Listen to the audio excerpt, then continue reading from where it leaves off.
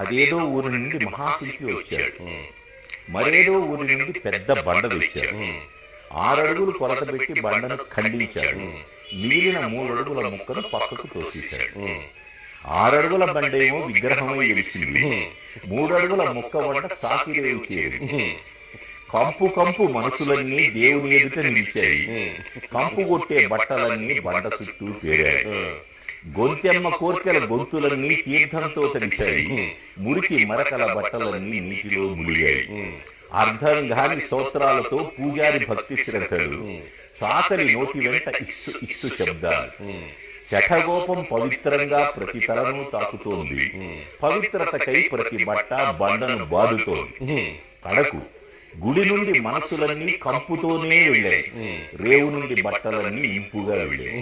గుడిలోని దేవుడా, రేవులోని బండ, ఎవరు దేవుడు ఎవరు బండ?